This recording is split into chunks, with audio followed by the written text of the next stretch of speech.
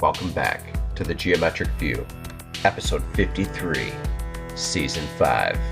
Today we're going to get into Beetles within the Dougherty set, Antigravitics and Grebennikov. Unfortunately, this episode was cut short due to Skype stopping the stream, so I improvised, to say the least. Thank you for being here. I'm Buddy James, your host. Let's get into it. Let's get into the circuit. The best way to support us is on PayPal, goldenscaling@gmail.com. Thank you. All right. Welcome, everybody, to the Geometric View. I am Buddy James, your host. And today this is episode 52, season 5. And today we are getting into Beetles within the Dougherty set. Antigravitics of beetles and beetle shells. Viktor Grebennikov, who's a Russian scientist. We're going to be getting into how why there's so many beetles, why beetles are so prevalent in the world. They're literally filling the gaps of the cavities of the universe. And as creatures come out, we're going to find here, and I'm going to somewhat explain here how as the gaps of the universe open it up and cavitate and cleave and the foliations come out, the geometry of the beetles is a consequence of it. And as we know, and as we believe here, that life and the electromagnetism and the electromagnetic spectrum here is permeating with, it seems like, some sort of a sentience, making things alive and in a diverse form of living creatures. So thank you for being here, everybody. This episode is going to be interesting. I did a map, as I normally do for every episode. So I'm going to share the screen here and hop into some of the maps that I do. Okay. Now, this is the map that I've created for this week. It is 4/12/21, April 12th, 2021. And this is a beetle. I don't know the exact name of this specific type of beetle, but I have this image here, and this royalty-free image, and I traced around this, and I got the contour of the beetle, and I've done quite a bit of different dynamics here. These are the vortices, or the wingtip vortices, or the body vortices. Jacquin and Boaz, the two pillars on all sides, on both sides of all living creatures. And well, not only on both, but all around. Here's the pillars of the beetle. And when you break it apart and you go into this cascading geometry of microspires, scaffolding, hierarchical mimicry, we see that there is that not only does the geometry of the Dougherty set show the scaffolding of birkeland currents and the mathematics of birkeland currents and filaments and fractals and so much more that we've been going through on this geometry, or on this podcast here. But also, so do creatures. We're going to be starting to get into all sorts of different dynamics of living creatures. And I'm going to play a couple of videos today here. One about Grebennikov and one about why is there so many beetles. And like like I was saying, the geometry here of these Bessel functions as they dilate, this is transposing the beetle right directly on top of the geometry. And you can see that in its arms here, um, there is the bending of the limbs. There's a cascading ripple effect of primary waves in the ether that's also being mimicked in the exoskeletal structure of the beetle. So, shape power, how powerful shape is, and how well something works depends on its shape. So we're going to take this vortex, um, the vortical coordinates of the Theodordian set here, Theodordian crystals, and I transpose between I hop back and forth between calling it the Dougherty set, the Dougherty Network, and Theodordian roots because there's they are all similar things, but they're all kind of describing this geometry here and how these roots, these digital roots, unfold out of the ether inside of node and antinode and wave-like packets that produce the architecture and the archetype of all of the living creatures inside of the shapes themselves, and in the heavens. So it's a mirroring effect and a sound mirroring mimicry all the way down in fractal scale, and a uniqueness too. This is what allows everything to be 100% unique. No cookie cutter fashions here. Every single creature is unique because we're all traversing. Um, so let me pull back out here. And yeah, the geometry there's so much more to say, but I'm going to save it for my books and how these are inside and outside warps and inside and outside implosive, explosive uh, dynamics of this creature, this specific beetle. Uh, Not only that, but there's the space and the counter space, and uh, the whole thing is based off of dynamic geometry. So, without saying any more, I have a couple of things here loaded up. This is the first Beetle one that I had the inspiration for. See if this opens.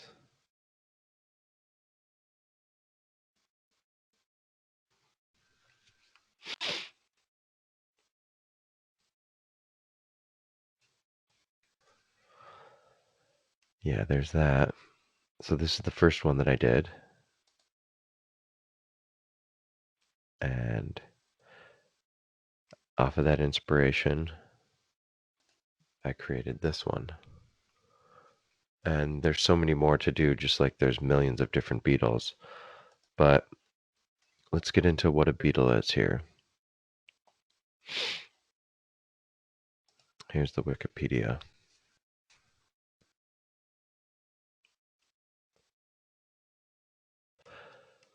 Beetles are a group of insects that form the order Chloroptera in the superorder Endochloroptera. And I'm not even going to try to pronounce that. Their front pairs, their front pair of wings are hardened into wing cases, elytra, distinguished them from most other insects. The Chloroptera, with about 400,000 species, is the largest of all orders, constituting almost 40% of described insects and 20% of all known animal life forms. 25% of all known animal life forms. New species are discovered frequently. The largest of all families, the weevils, with some 80 83,000 member species belongs to this order, found in almost every habitat except the sea and the polar regions. They interact with the ecosystems in several ways. Beetles often feed on plants and fungi, break down the animal and plant debris, and eat other invertebrates. Some species are serious agricultural pests, such as the Colorado potato beetle, while others, such as lady, ladybugs, eat aphids, scale insects, thrips, and other plant-sucking insects that damage crops. Okay, okay. Beetles typically have a particularly hard exoskeleton, including the elytra, though some, such as the rove beetles, have very short elytra, while blister beetles have softer elytra. The general anatomy of beetle is quite uniform and typical of insects, although there are several examples of novelty, such as adaptations in water beetles, which trap air bubbles under the elytra for use while diving. Okay. They they they are endotrigotes, which means they undergo complete metamorphosis, with a series of conspicuous and relatively abrupt changes in body structure between hatching and becoming adult after a relatively immobile pupal stage. So, in order to get their beautiful wings, they have to go through metamorphosis. Some, such as stag beetles, have a marked sexual dimorphism, the males possessing enormously enlarged mandibles, which they use to fight other males. Many beetles are aposematic, with bright colors and patterns warning of their toxicity, while others are harmless. Bastisan mimics, Batisans mimics of such insects. Many beetles, including those that live in sandy places, have effective camouflage. Beetles are prominent in human culture, from the sacred scarabs of ancient Egypt to bewildering art and use of pets or for entertainment fighting insects for entertainment and gambling. Huh. Many beetle groups are brightly and attractively colored, making them objects of collection and decorative displays. Over 300 species are used as food, mostly as larvae.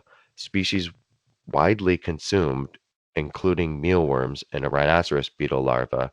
However, the major impact of beetles on human life is as agricultural forestry and horticultural pests.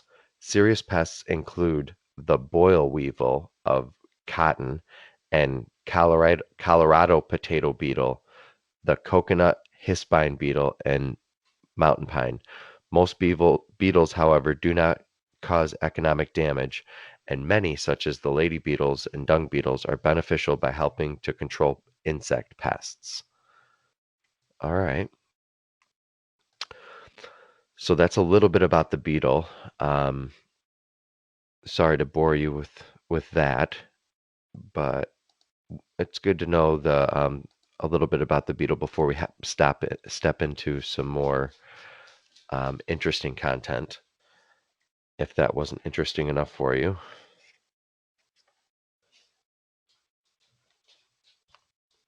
So this is a video here.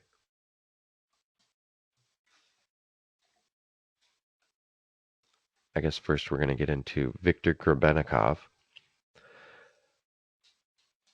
a Russian. He was Russian, born the 23rd of April, 1927, in Simferopol. He died in 2001, was a self-proclaimed Russian scientist, biologist, entomologist, and paranormal researcher, best known for his claim to have invented the levitation platform, which operated by attaching dead insect body parts to the underside. Grebenikov wrote detailed accounts of his experiences flying over the Russian countryside using his levitation device. These flying experiences, as well as his reported observations of other paranormal phenomena, usually involving insect nests or parts, appear in his self-published book, My World, Moy Mur, in Russia. Okay, 1997. All right. Wow. Grebenikov worked as a junior researcher at the Research Institute of Soil Management of Chemical of Agriculture.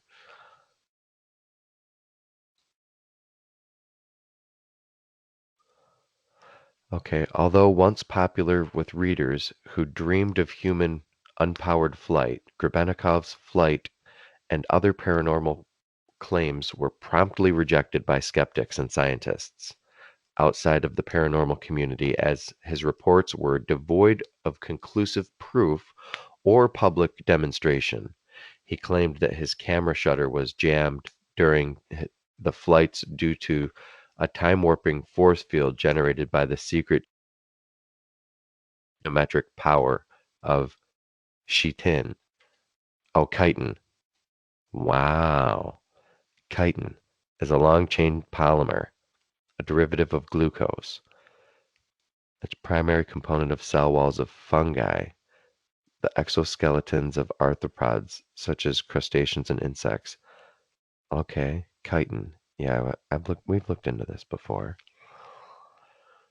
He was granted a Russian patent in 1993 on a device containing beehive cells, dry honeycomb, that is claimed to enhance the effectiveness of therapeutic drugs in a patient. The paranormal author Brian cites some of Grebenikov's My World claims in his books. Okay, now we're going to go to this, and we're going to take a listen here to this.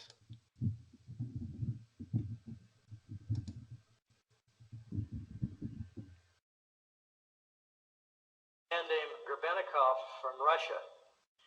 Grebenikov was kind of a non-conventional scientist. He was an entomologist, did a lot of work with bugs, entomology. And his favorite thing was to go out into the steppes of Russia and into the various outer hinterlands and camp out in the summers and study his favorite subject. And on one of these expeditions, he started seeing some weird effects. This is all explained in great detail on the AquiliNet site if you type in Grebenikov and his flying box or gravity platform. But anyhow, the result of this was to show that he found a certain bug that didn't fly, it levitated. And this was, he'd put this bug into a little vial or something, and he saw this vial jumping up off the lab table, jumping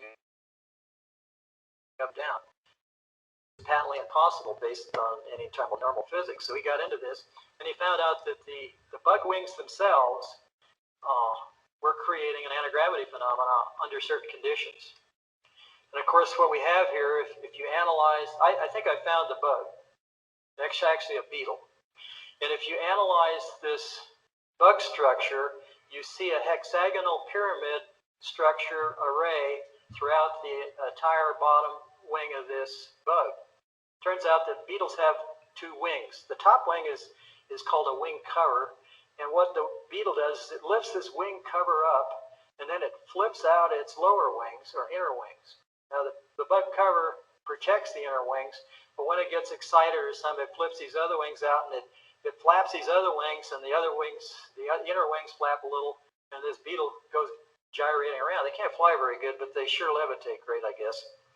And anyway, he took a whole bunch of these bug wings, and he glued them to like a Venetia blind structure, and he put it into a little platform he built. So they were all, these bug wings were all covered in here. And he used I theorize he used the wing covers as well as the inner wing itself. There's also a kind of a handlebar on this thing with some controls. You can see the thing a little better here in detail. The controls, I think, had to be manipulated continuously and probably vibrated to create the same action that the bug was doing. There was also down at the base some kind of a lever, which I suspect controlled the amount of lift he was getting out of this thing. Anyway, Grebenikov claimed that he could fly this thing or levitate it, and it would go around at almost 1,000 miles an hour. Now you ask, how can that happen? You know, well, he said that there was an energy field that built up around this thing due to this gravity field building up in the platform. And by this thing building up, it built out a force field that basically surrounded him and protected him from the local environment. So even though he was flying at 1,000 miles an hour, you could go, you could be wearing your Sunday best suit and not get it flutter a bit at 1,000 miles an hour. I'm not sure I'd want to stand on something going 1,000 miles an hour that's 2 feet square. But this picture here shows him sitting on the ground. These pictures are much better if you get on the KeelyNet side. This is the platform with him on it about 3 to 6 feet above the ground, because here's the shadow here down below. Now you could say this is all faked, but if you get into the other things he did with shape, they almost mirror the stuff that I discovered, and it proves, I guess, that there's either two crazy people in the world, or there's two people that have found the same discoveries. So I think that this is a valid phenomenon, and I'll show you why. Next slide is a micrograph that I took of a Beetle inner wing. This is at 100x. If you look closely at this thing, you can see rows of bumps all along the bottom of this wing. Each row is staggered from the next row next to it. And this is all over the surface of the bottom of the wing. Now, I don't know of any aerodynamic surface that has bumps all over the bottom to help it fly better. If you blow this up to 430x, you can start to see some of this microstructure of the cells that form where these bumps are. The next slide, at 970x, you start to see what these bumps that stick up are. They're hairs, look like hairs or fibers that grow out of the center of these hexagonal cells. And of course, this harkens back to my basic shape power discovery, is that each one of these, because of their shape going down to a point, is creating a magnetic field. And remember, a magnetic field is a rotating piece of vortex in the ether.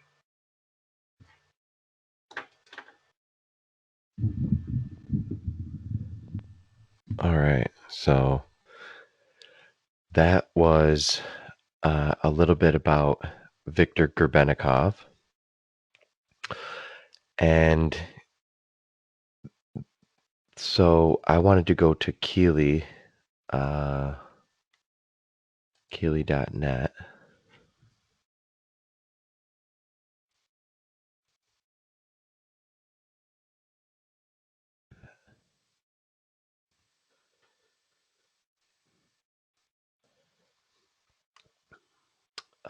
I think that's what he said. I don't know. Anyway, so we can follow that, or you guys can follow that at home. Now, what I want to bring up here is Grebenikov and so many other scientists have been on the hunt, the vortex hunt. Maxwell and his vortex ether theory, his hexagonal ribbed charge and separation of charge theory. Eric Dollard, Grebenikov, Keely, Russell, Schauberger, Rodencoil. So many people are talking about bits and pieces of the puzzle of this vortex-based universe. And sure, there's so much more to this whole universe here of vortex science and vortex-based mathematics. But when you see how the shapes of themselves cavitate into and out of these other shapes as their wings come up, their elytra, um, and they're the they become piezoelectric and they just start to hover, and their big bodies just hover and their small wings just flutter a bit, and the bit that they flutter um, electrically induces the wings to create these mini vortices. The bodies here are the vor are in the vortexture. They are the vortispheres, the vortispheres coming off of the vortexture, and it's all vertical coordinates. It's the Theodorian vertical coordinates of the system here. This is the vortex dynamics of Grebenikov and Rodin coil and um, Rupert Sheldrake and his morphogenic field theory of how uh, the creatures know how to act and how aware of their environment sphere by sphere as they know their what to do, how to consume it, how to eat it, how to mate. All of these things that were once called uh, in, inherit or instinct. It's just the instinct of the creature. These are remembered patterns. These are memory inside of these creatures, and the memories are cascade of memory, as the cascade of memory uh, from uh, from parents to progeny, from parents to children to grandparents, as they nest inside of and outside of each other, and uh, and grow outward. And uh, so do the Beetles. And the Beetles, uh, they they come directly out of the sound, the sonobiology, the sound of the sonics of. There's a receiver, there's a collector. The the plants, we're going to see here now why so many beetles. Why is there so many beetles? And we're going to do a couple of quotes here. And this is a quote from Charles Darwin.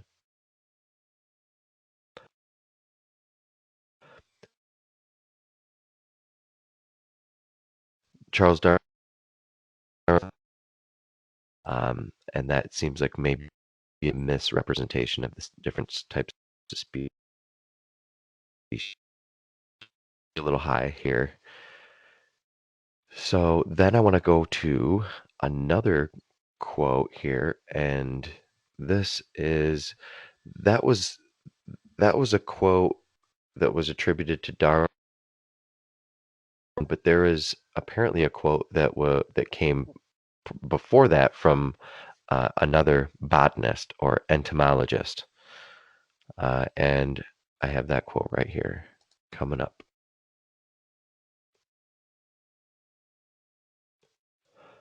So this is a famous and often repeated question. Its origin is usually attributed to Charles Darwin, who claimed to have said, "From the fact that there are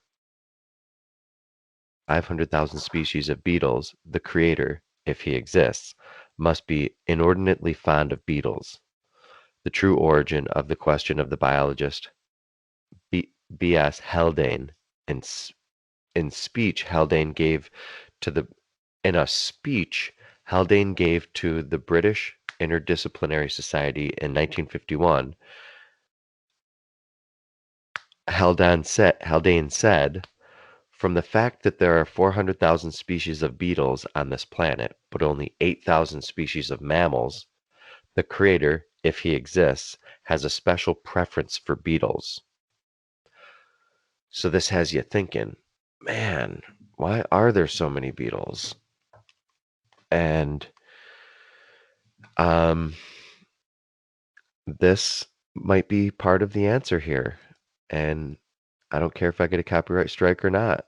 I'm going to play this, and it also plays from their sponsor, so it gives them an ad. So hopefully they don't take it away from me, from the SciShow here. Thank you guys, and check out their little clip here. Thanks to Brilliant for supporting this episode of SciShow. Go to brilliant.org/scishow to learn more. And then unfortunately they cut us off. Sorry guys.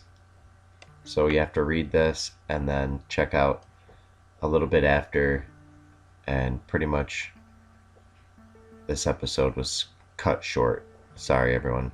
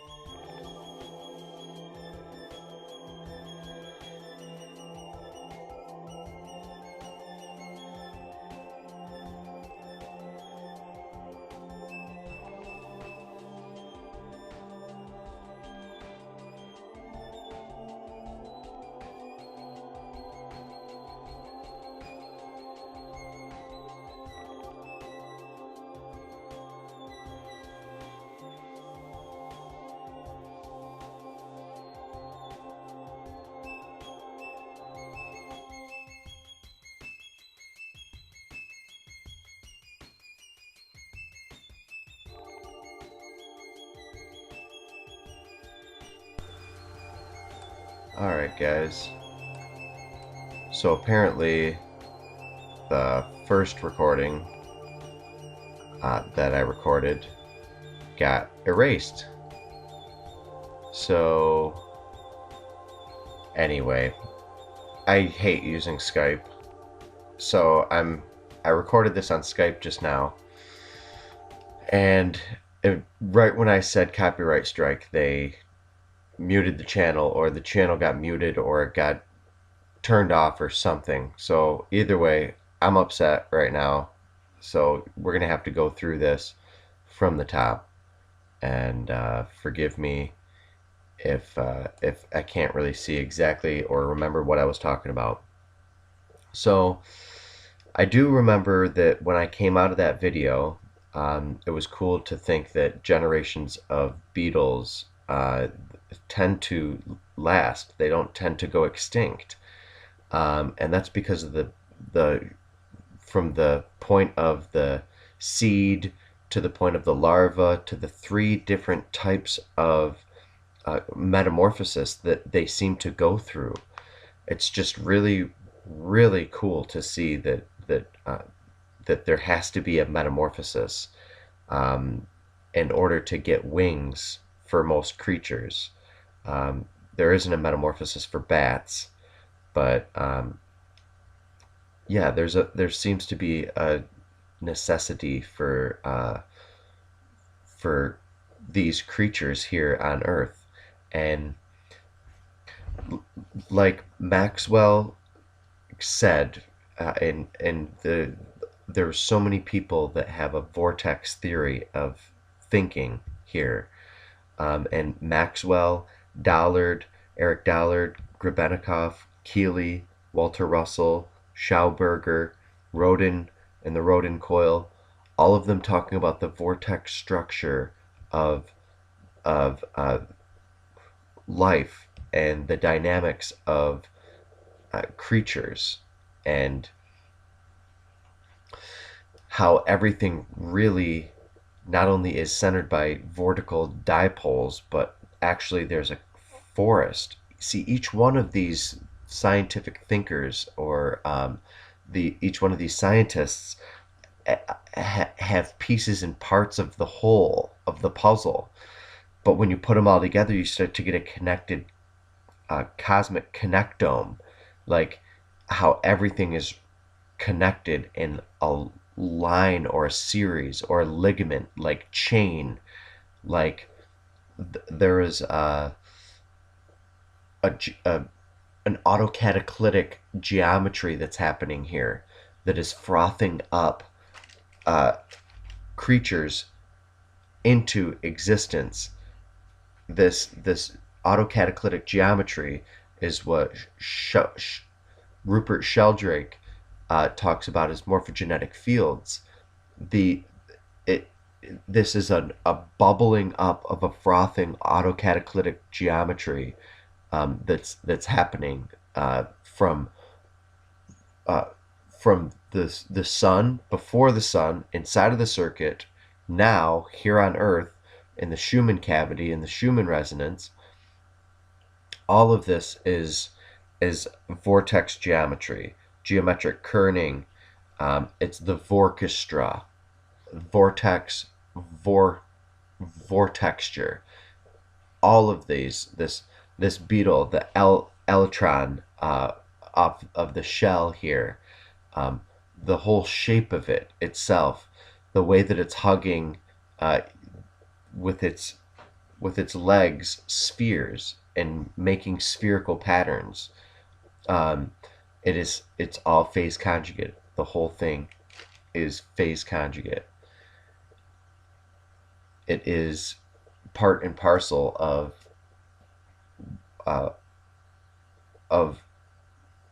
all things, and how all things are connected. It's, like I said, the cosmic connectome. So looking at these beetles here, there is a clear distinction between even a plant. Like, you can see it looks like a bud, the bud of a plant. it is basically hierarchical mimicry on all scales, just pure mimicry. And there's hourglass shapes. There's the chassin. There is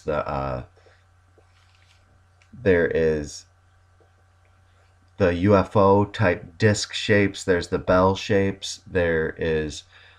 I wonder if this actual structure, the microstructure here, seen in the middle right, actually is the same structure that's on the wings of the Elytron. Now, Elytron are the wing coverings that cover the sub wings, the subdermal wings, and the. Now, it's unfortunately I lost my master copy of what I was talking about at this exact same time. But nonetheless, if you'll take a look at this geometry, there's clearly just the way that it all lines up. The spheres, the way that it lines up to the head. The head is the eyes are in the holes of the orifices are vortices itself.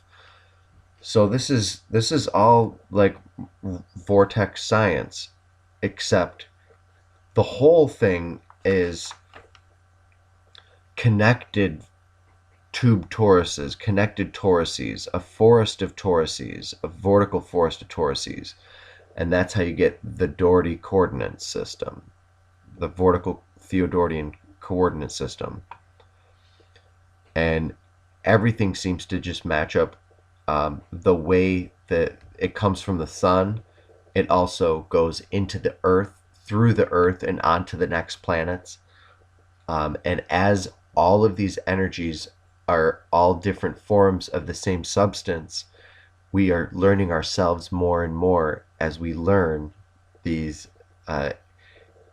each one of the aspects of this individual geometry, and how beetles and bugs come crawling right out of it and crawl right back into it, into the center of it.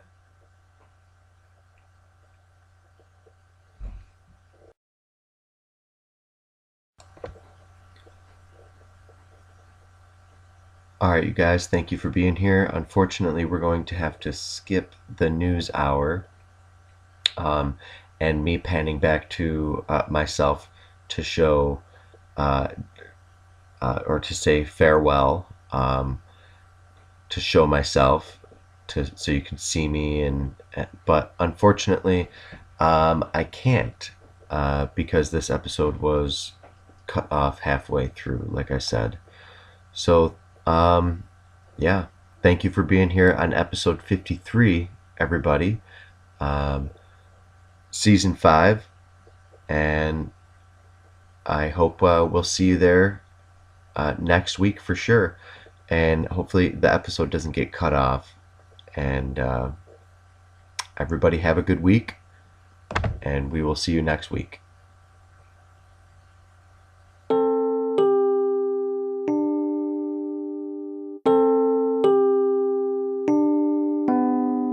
I will never be a better person. You can never see me. I can never be inside of that tree. I can never be inside that forest.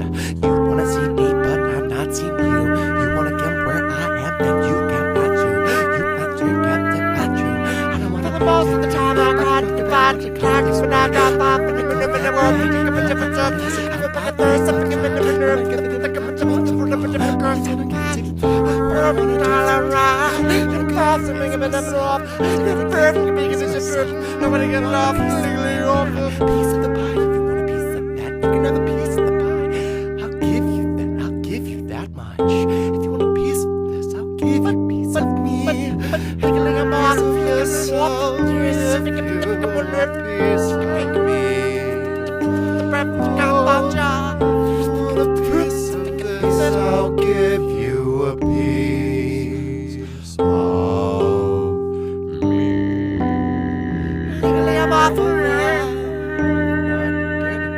the grain of God. Real smooth, it's like some moves you have on every dance floor do.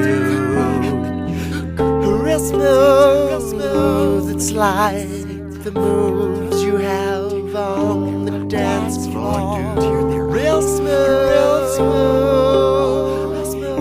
If you want to think you're real smooth on the dance floor, it's real smooth. I like some moves on the dance floor. Christ be in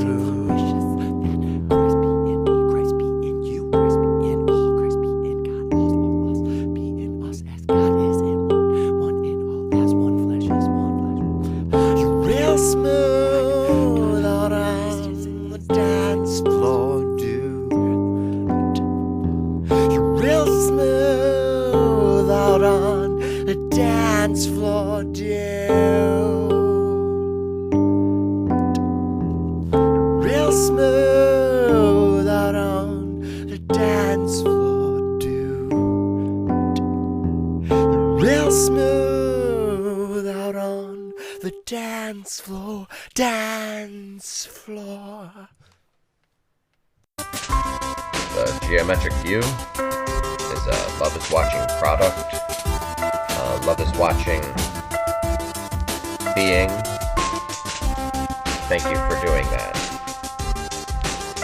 Keep your eyeballs out. Pay attention. There's a lot going down this year. Be vigilant. Be mindful. Be insightful. Be loving. Thank you for being here. Thank you for being kind. Share the love. Spread the love. Become the love. Amen. The Geometric View is executively produced by Buddy James. Thank you for joining us for episode 53, season 5. Looking forward to seeing you guys and hearing from you next week. Have a good week.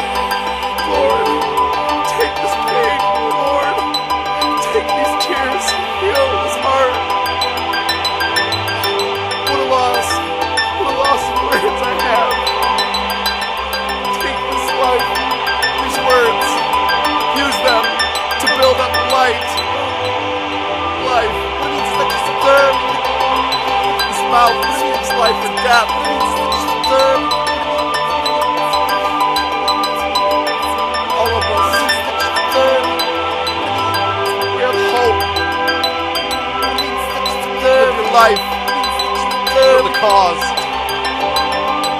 Love, life, live it to the fullest.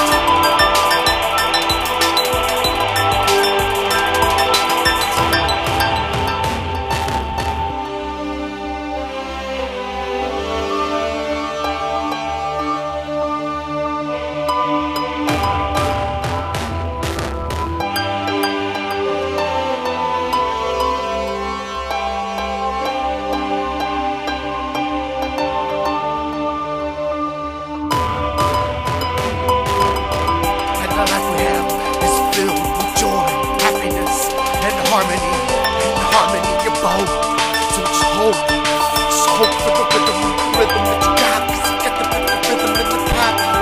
The ball first, life is eternal, hope and thirsty. Life is eternal, hope and thirsty. Life is eternal, hope and thirsty. Life is eternal, hope and thirsty. Life is eternal, hope and thirsty.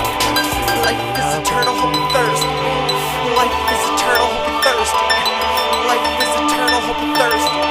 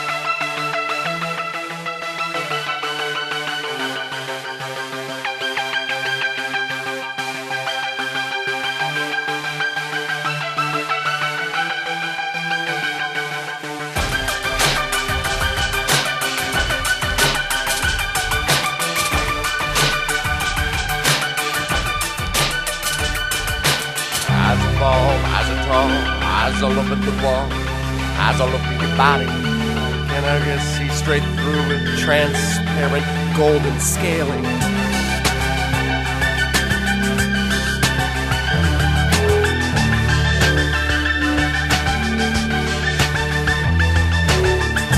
The largest of the edifice embark on this because this is the journey. The journey is life. Take hold. Here we go. 3, 2, 1.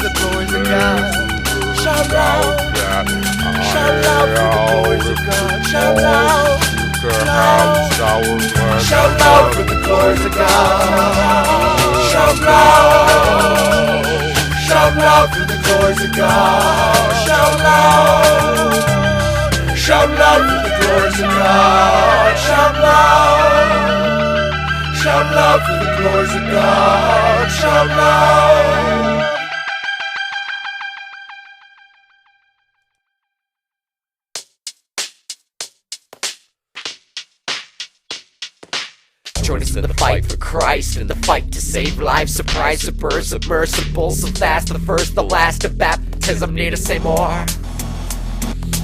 Pay attention like the marrow in your bones, arrow in your back, air in your lungs, zero into the fact, tertiary Christian neurons, synapses and narrow endurance into eternity.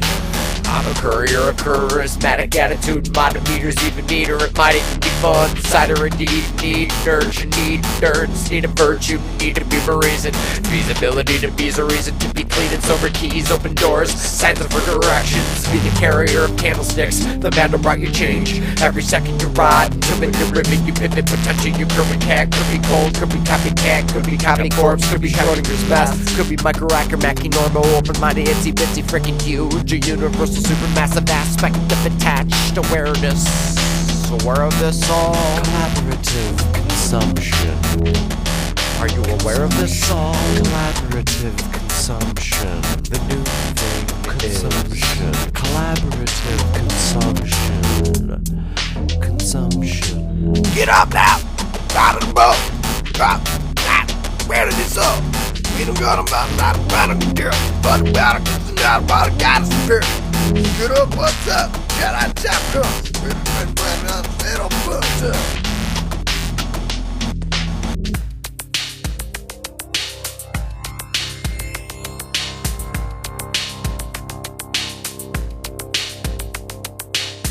I'm in search of, I'm in earth love, I'm in living life, I'm in living color, I'm in airdrop, I'm an earth dang, I'm an earth dang, I'm an earth dang, I'm an earth dang.